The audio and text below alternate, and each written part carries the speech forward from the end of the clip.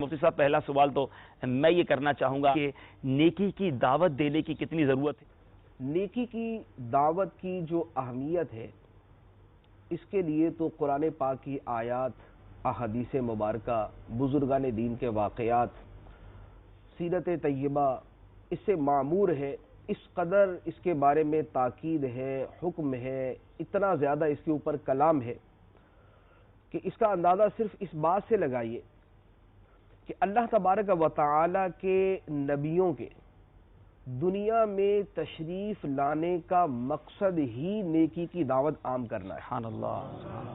کیونکہ انبیاء کرام علیہم الصلوۃ والسلام کی جو تشریف آوری تھی وہ کس لیے تھی؟ ان کی جو لفظ نبی کی تعریف کی جاتی ہے وہ تعریف ہی یہ ہے کہ نبی وہ ہے جسے اللہ تبارک و تعالی لوگوں تک اللہ کے احکام پہنچانے کے لیے مبعوث فرماتا ہے. تعریف ہی یہ کی گئی کہ اللہ کے احکام کی تبلیغ کے لیے جس کو بھیجا جاتا ہے وہ نبی ہے.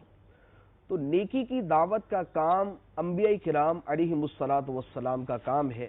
ان کے جتنے واقعات ہمارے سامنے آتے ہیں اور جتنے عرصے تک انہوں نے تبلیغ فرمائی ہمارے لیے تو وہ انتہائی حیرت انگیز ہے. حضرت نوح علیہ الصلوۃ والسلام کے بارے میں تو خود قرآن پاک کے اندر ہے کہ آپ نے اپنی قوم کو 950 سال تک تبلیغ فرمائی. سبحان اللہ. 950 سال تک تبلیغ فرمائی اور اتنی تکلیفیں برداشت کی کہ 950 سال تک تکلیفیں ہی برداشت کرتے رہے.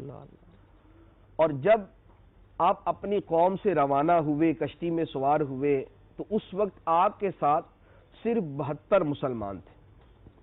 950 سال کے عرصے میں 72 افراد نے اسلام قبول کیا اور بقیہ ساری کی ساری قوم ویسی کی ویسی رہی. لیکن آپ نے ہمت نہیں ہاری. 950 سال تبلیغ کرنا کیا معنی رکھتا ہے ہم اس کا اندازہ لگا سکتے ہیں.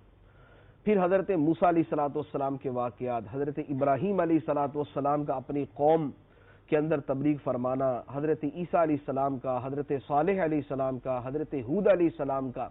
تو تمام انبیاء کرام علیہم الصلوۃ والسلام کے جو واقعات ملتے ہیں وہ ہیں یہ کہ انہوں نے اپنی قوم کے اندر دین کا کام کیسے کیا، ان کی قوم نے کیا جواب دیا، انہوں نے اپنی قوم سے کیا فرمایا. تو گویا نیکی کی دعوت کے بارے میں ہم یہ کہہ سکتے ہیں کہ اللہ تعالی کے تمام نبیوں کی سنت جو ہے وہ نیکی کی دعوت دینا. سبحان اللہ. سبحان اللہ.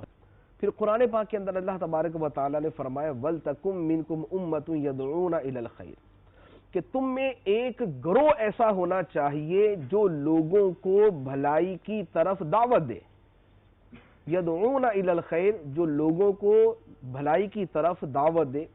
تو الحمدللہ اللہ تعالیٰ کا شکر ہے کہ دعوت اسلامی کی صورت میں وہ ایک گروہ اور ایک جماعت موجود ہے جو لوگوں کو بھلائی کی طرف دعوت دینے والی. سبحان اللہ.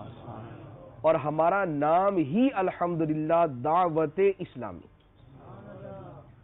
کہ اسلامی دعوت دینے والے.